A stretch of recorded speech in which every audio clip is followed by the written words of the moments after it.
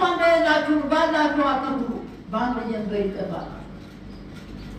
በአንድ ጀንበር ጥለነው እንሄዳለን።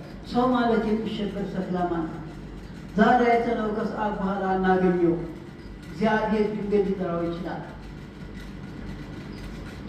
ለዚህ ነው አያቱ በዚህ ዓለም ላይ የምንኮራበት የምንመካበት ነገር የለንም።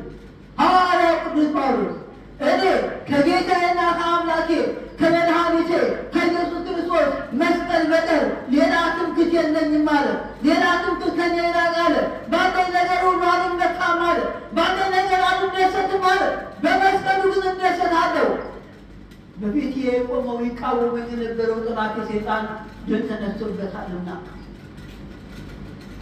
ስለ እኔ የፈሰሰው ደም ዋጋ የተከፈለበት የከበረ መስቀል ነውና ከእሱ ውጭ ሌላ ምንም ነገር የለኝም። ክርስቶስ ለእኔ ጥሎልኝ የለው ትልቁ ሀብት ገንዘብ መስቀሉ ነው አለ። የውርስ ሀብቴ ነው አለ። ከክርስቶስ ያገኘው ከክርስቶስ የተቀበልኩት ዋጋ መስቀሉ ነው አለ። ሌላ ነገር የኔ አይደለም አለ። አይደለም አለ። በመስቀሉ ብቻ ነው የምንመካው። ክርስትና ማለት ይሄ ነው። ዕለት ዕለት መስቀሉን ማሰብ፣ ዕለት ዕለት ቀራንዮውን ማሰብ።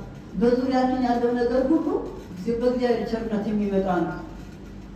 ስለምትበላ ስለምትጠጡት አታስቡ ተብለናል። አታስቡ። ስለዚህ አታስቡ። ዕውራን ወራን የሚመግብ አምላክ እሱ ነው የሚመግበን ወገኖቼ። እኛ ከድካማችን፣ እኛ ከላባችን፣ እኛ ከስራችን የተነሳ የምናገኘው አይደለም። እኔ ለፍቼ ቅር ለግሬ ብላችሁ አትመኩ።